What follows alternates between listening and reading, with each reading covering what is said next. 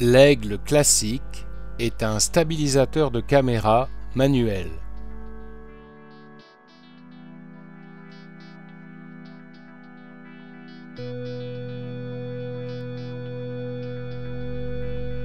Il est composé d'un axe et de 4 platines d'équilibrage, dont une équipée d'une poignée à cardan et de niveau à bulles.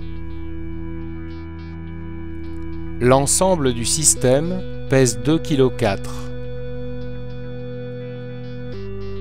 Pour des raisons pratiques, nous nommerons les platines de droite à gauche 1, 2, 3 et 4.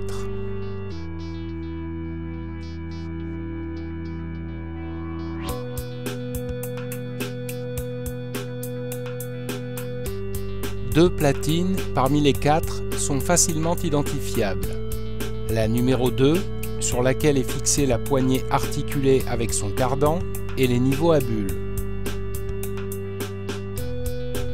Et la numéro 4, qui comporte 4 petits tétons pour poser l'appareil au sol.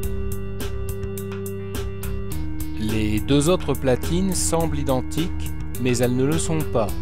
L'une est en acier, la numéro 1, et l'autre, la numéro 3, en aluminium, donc beaucoup plus légère. Placez les platines sur l'axe comme indiqué sur l'image. Toutes dans le même sens et le plus parfaitement alignées possible. 1 et 2 en haut, 3 et 4 en bas. Avant de passer au réglage, il faut fixer la caméra le plus en arrière possible sur la platine numéro 1. La vis réservée à cet usage se trouve stockée au bout de la poignée.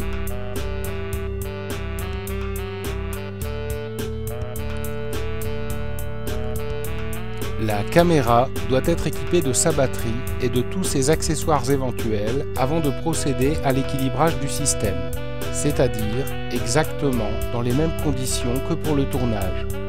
Un réglage n'est valable que pour une caméra et sa configuration.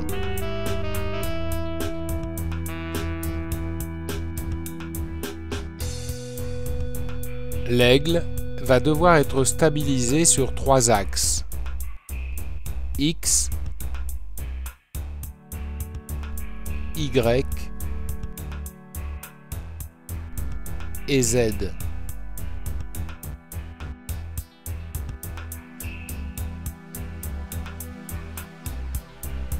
C'est le plus facile à régler car sa précision relève du centimètre. En formant un crochet avec votre index, cherchez le point d'équilibre de l'appareil. Pour bien visionner la justesse du réglage, faites-le devant un miroir. Ceci fait, ramenez la platine numéro 2 jusqu'à ce que le cardan effleure votre doigt et serrez la vis. La documentation recommande pour mieux débuter de remonter ensuite d'1 ou 2 cm pour plomber votre réglage. Il est beaucoup plus délicat car la précision est inférieure au demi-millimètre.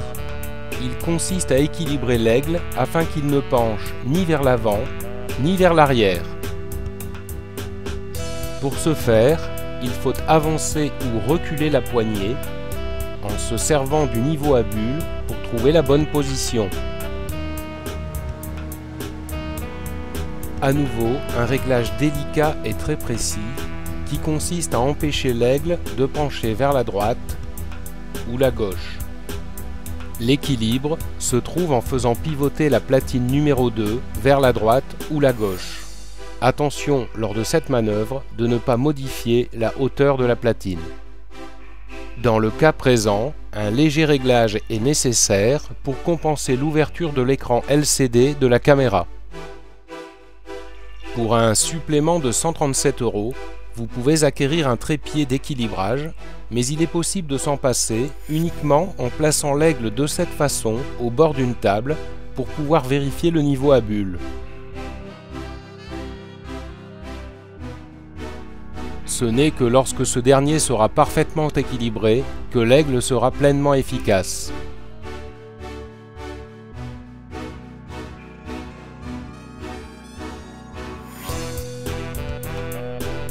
La poignée doit être maintenue le plus verticalement possible.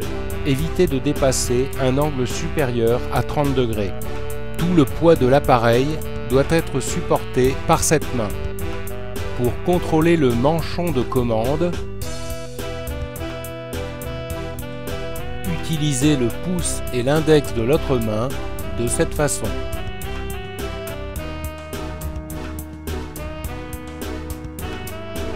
Sur la poignée se trouve une flèche que vous devrez toujours avoir face à vous.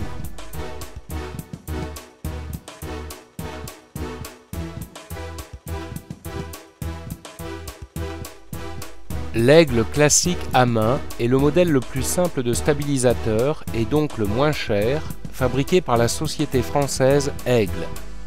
Pour faire simple, il permet de désolidariser la caméra du caméraman pour gommer les vibrations émises par le corps lors de déplacements afin d'obtenir des travelling beaucoup plus fluides.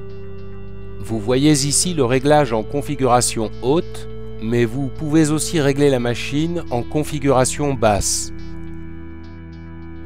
comme ceci,